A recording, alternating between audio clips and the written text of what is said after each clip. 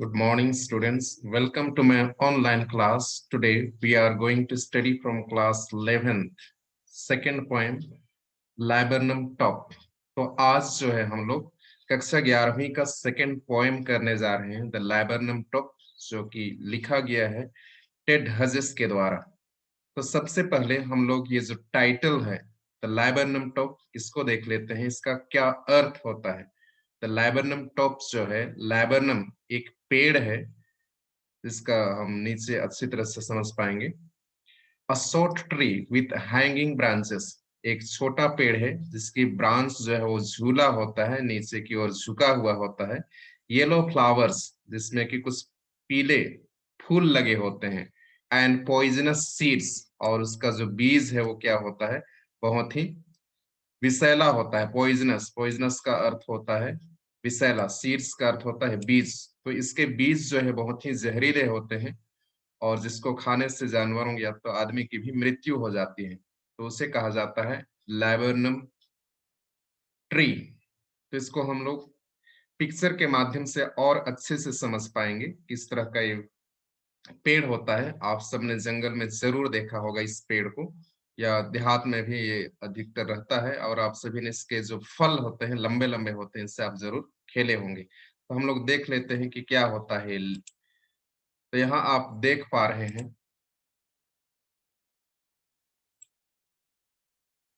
तो ये जो है फूल, आप पीला फूल देख पा रहे हैं, पीला फूल जो है, और ये पत्ती है, और कितना घना है ये। और ये जो फल है लंबा लंबा, इसी को कहा जाता है लैबरनम ट्री। तो आपको समझ में आ गया होगा ये लैबरनम पेड़ कैसा होता है, या इसमें फूल कैसे लगता है, या इसको फल किस तरह के होते हैं। तो हम लोग आते हैं, हम लोग का हमारा टेक्स्ट में शुरुआत करते हैं फिर से। तो द लैबरनम टॉप का अर्थ होता है लैबरनम पेड़ की चोटी पर। टॉप का अर्थ होता है चोटी। तो यहाँ ये जो कवि है टेड हजेस, ये जो पेड़ है और पक्षी के बीच में जो संबंध है, इस कविता के माध्यम से हम सभी को अच्छी तरह से समझाने का प्रयास किया है। और जैसे जैसे हम पढ़ेंगे इस कविता को, हमको और अच्छी तरह से हमको समझ में आएगा। तो हम लाइन बाय लाइन एक्सप्लेनेशन हम शुरू करते हैं। The laburnum top is silent, quite still। इस लाइन में यही कहा जा रहा है कि जो लैबरनम का पेड़ का जो चोटी है, वो वहां बहुत ही सन्नाटा छाया हुआ है। साइलेंट, सन्नाटा छाया हुआ है, खामोशी छाया हुआ है। और ये पेड़ जो है क्वाइट स्टिल, बहुत ही स्थिर है, क्योंकि वहां हवा नहीं चल रही है, किसी तरह का उस तरह का झोंका नहीं है, जिसके कारण इसके जो पत्तियां हैं या फूल हैं वो हिलडुल नहीं रहे हैं। मतलब पूरा पेड़ जो है स्थिर खड़ा हुआ है, और किसी भी तरह का वहां पर हलचल नहीं है। इन दी आफ्टरनून, तो ये समय बात की जा रही है कि दोपहर के बाद का समय है। येलो सितंबर सनलाइट, और ये जो माह है सितंबर का माह, क्योंकि सितंबर माह जो है वहां से फिर ऑटम सीजन शुरू हो जाता है, बसंत की शुरुआत हो जाती है। और बहुत सारे जो पेड़ पौधे हैं अपना पत्ता वो गिराने लगते हैं।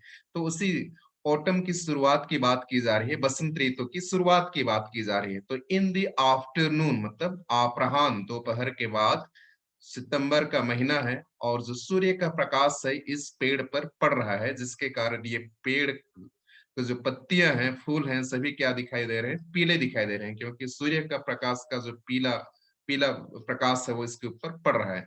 A few leaves yellowing, तो इसकी जो कुछ पत्तियां हैं जो मैंने अभी इस पेड़ को दिखाया है, लैबरनम लैबरनम ट्री को, तो उसकी जो पत्तियां हैं वो कुछ पीले हो गए हैं, क्योंकि बसंत के ऋतु के मौसम में बहुत सारे जो पेड़ हैं उसमें से पत्तियां झड़ने लगते हैं। तो मतलब ये पत्तियां पीले हो चुके हैं और वो झड़ने वाले हैं। ऑल इट्स सीड्स फॉलन, और इसके जो भी जो फल है, उसके जो बीजा है ना, सीड्स, सीड्स का अर्थ है बीज, ये सभी बीज जो है वो गिर चुके हैं धरती पर। फिर आगे देखते हैं, till the goldfinch comes with a twitching syrup. Till the goldfinch comes with a twitching syrup. ये जो गोल्ड फिन्स, ये क्या है गोल्ड फिन्स, हम इसको भी अच्छी तरह से समझ लेते हैं। Gold fins, gold fins a small singing bird with yellow feathers on its wings। तो गोल्ड फिन्स जो है एक छोटा सा गाना गाने वाला पक्षी है, और इसके पंख में पूरा पीला रंग का होता है, इसका पंख जो है पूरा पीला रंग का होता है। हम इसको चित्र के माध्यम से देख लेते हैं तो आपको और अच्छे से समझ में आ जाएगा। तो यहाँ आप देख पा रहे हैं ये जो है गोल्ड फिन्स,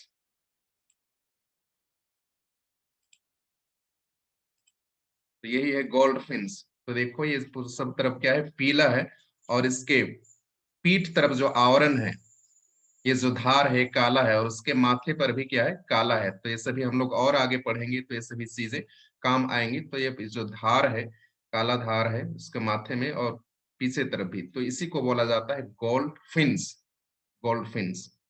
तो हम आगे हमारा टेक्स्ट में आते हैं। Till the goldfinch comes with a twitching syrup.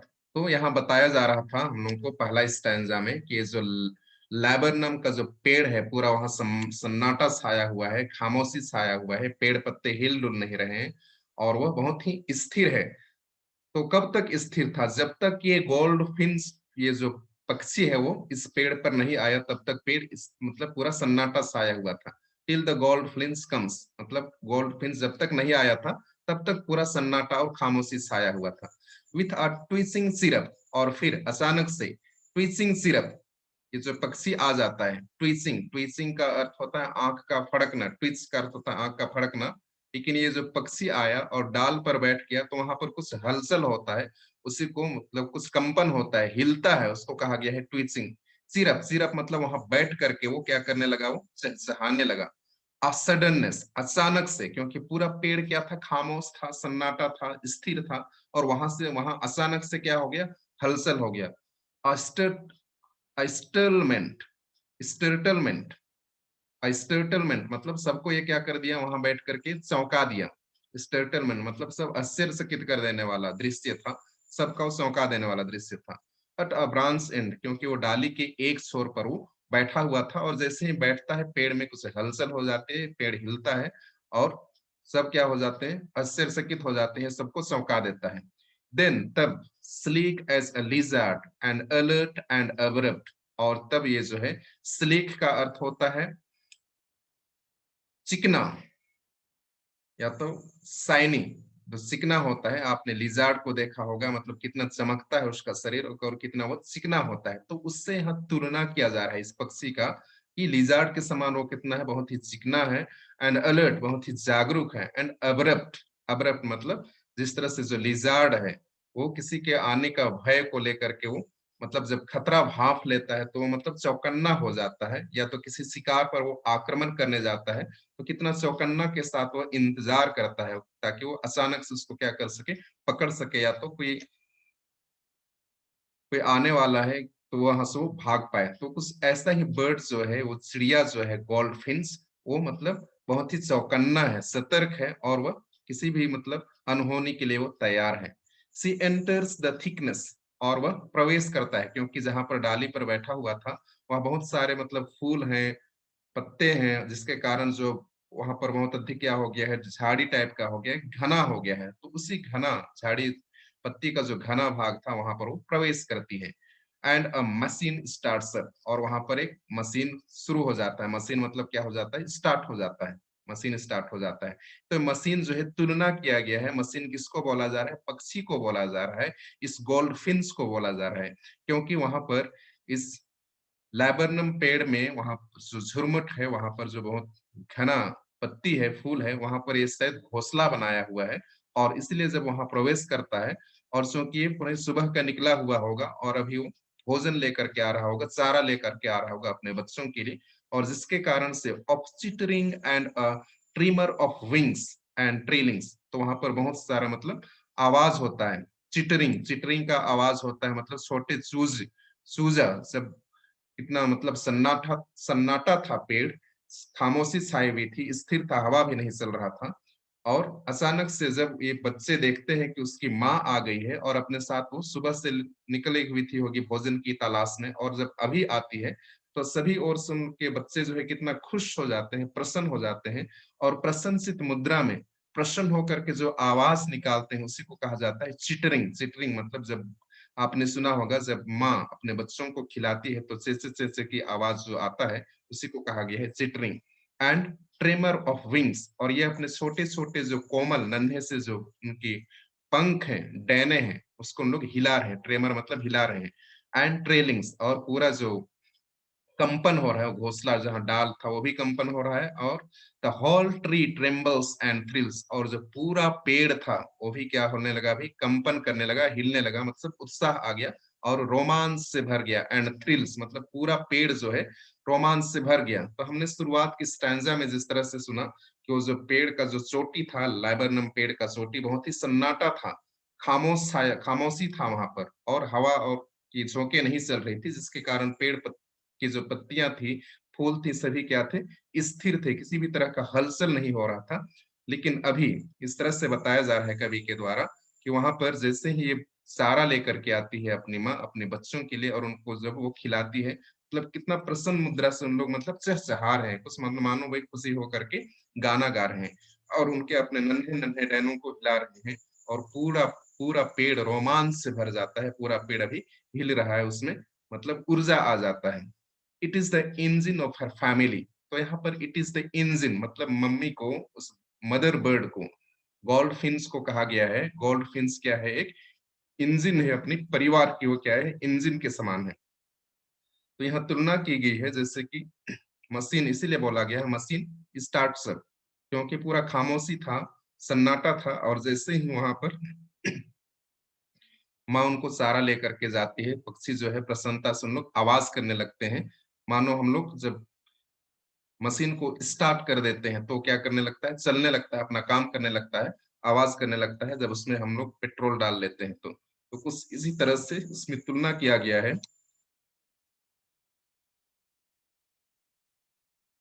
Mother bird का, कि वो क्या है, इंजन के समान है, क्योंकि इंजन के बिना गाड़ी आगे नहीं चल सकता। उसी तरह से ये उसकी माँ के बिना ये बच्चे जिंदा नहीं रह सकते, क्योंकि उनके लिए वही सारा का जुगाड़, उनके भोजन का जो व्यवस्था करती है उसकी माँ ही करती है, और उनको खिलाती है। और उनको खिलाने के बाद जिससे उन लोग कितना चहचहा रहे हैं, मानो मशीन क्या हो गया हो, स्टार्ट हो गया हो। Sorry. She stocks it full, then flirts out to a branch end. तो वह उनको पूरी तरह से खिलाती है, स्टॉक्स इट फुल मतलब अपने बच्चों को पूरी तरह से वो सारा खिलाती है। Then flirts out to a branch and, और उसके बाद में वो उड़ जाती है, फ्लर्ट्स मतलब यहाँ पर उड़ जाती है बाहर, टू अ ब्रांच एंड, फिर से जो डाली था उसके किनारे पर वो बैठ जाती है जाकर के। Showing her barred face identity mask, और वो दिखाती है, शोइंग हर बार्ड, यहाँ पर मैंने कहा था बार्ड क्या होता है, बार्ड, बार्ड जो होता है वो जो गोल्डफिन्स, जो पीले रंग का जो चिड़िया है, उसके ऊपर जो काले रंग का जो धारा है उसके मुखौटे पर और उसके पीठ पर, उसी को कहा जाता है बार्ड फेस आइडेंटिटी, अपनी पहचान, अपने मुखौटे पर जो पहचान है, काले रंग का जो पहचान है, उसको अपने बच्चों को दिखाती है।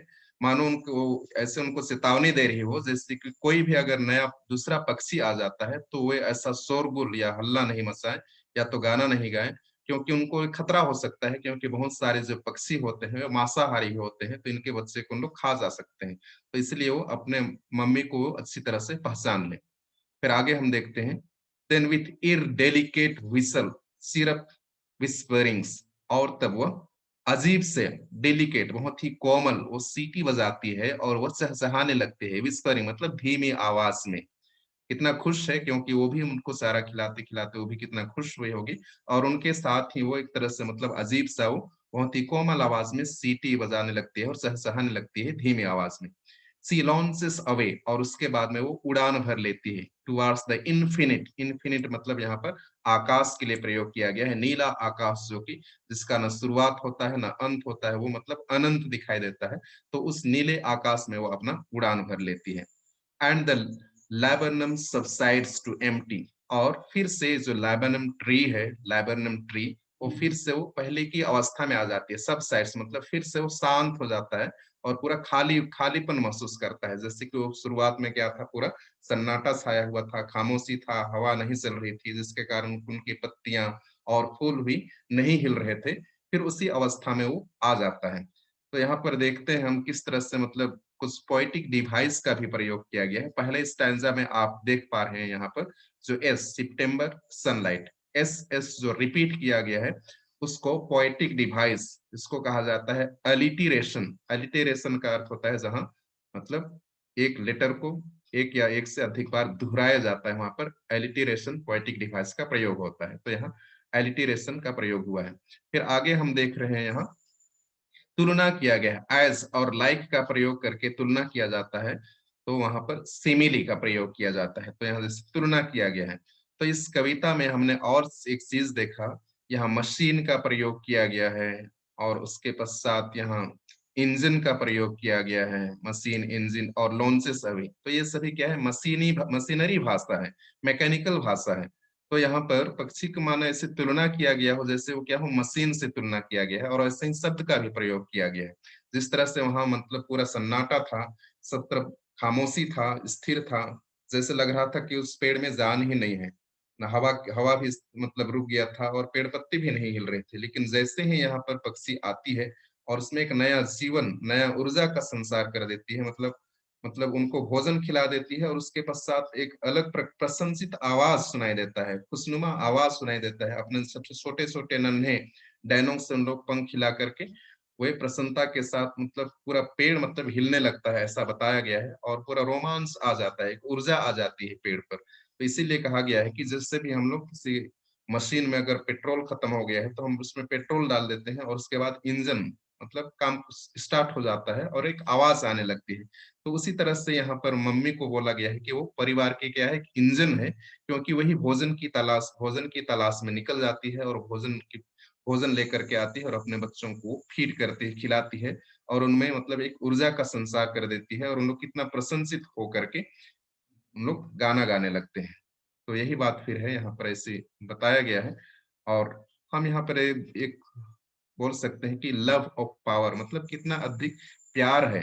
इस चित्र के माध्यम से हम लोग और एक बार हम लोग देख सकते हैं कि कैसे जो है उसकी मम्मी उनको खिला रही है, उसकी मम्मी जो है किस तरह से उनको खिला रही है। आप देख पा रहे हो यहाँ, ये पक्षी है, यही है, इसी को मैं बोल रहा था, ये जो काली धार है उसको दिखा रहे थे अपने बच्चों को। और यहाँ बच्चे जो है चारा खिलाते समय चारा पकड़ी हुई अपने मुंह पर, और बच्चे जो है मतलब मुंह फाड़ करके मतलब अपना डैने और पंख को यहाँ आप देख पा रहे हैं, कितना मतलब प्रशंसित है, और अपना खाने के लिए मतलब कितना हम लोग हल्ला मचा रहे हैं, शोर कर रहे हैं। और इसी चीज को मतलब मानो कि वहां उस क्या हो गया है, मशीन स्टार्ट हो गया है, इस तरह का कवि ने यहाँ वर्णन किया है। हम लोग फिर से आ जाते हैं हमारे टेक्स्ट में। तो यहाँ जो लव ऑफ पावर उसको बताया गया है कि यहाँ जो बेजान दिखाई दे रहा था पेड़, जैसे उसमें कोई जीवन ही नहीं हो, लेकिन उसके प्रेम, उसमें जो घोंसला बनाया हुआ था चिड़िया, और अपने नन्हों के कारण, उनके प्रेम के कारण वहां पर वो चारा खोज के लाती है, उनको खिलाती है। मतलब क्यों वहां वो आती है, क्योंकि उसके अपने प्रियजन है, और वही प्यार जो है उनको वहां पर खींच करके लाता है।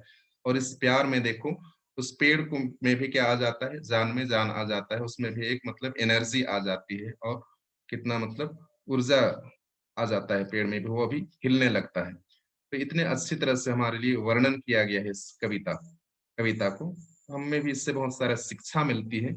ये जो लैबरनम टफ है कि आदमी जितना भी मतलब कितना हताश और निराशा की स्थिति में रहता है, लेकिन अगर प्यार से वो जुड़ा हुआ होता है और कुछ भी लोग उसकी मदद करते हैं, तो उसमें भी वह अपने अपने उसके जीवन में भी हम क्या ला सकते हैं, खुशहाल ला सकते हैं।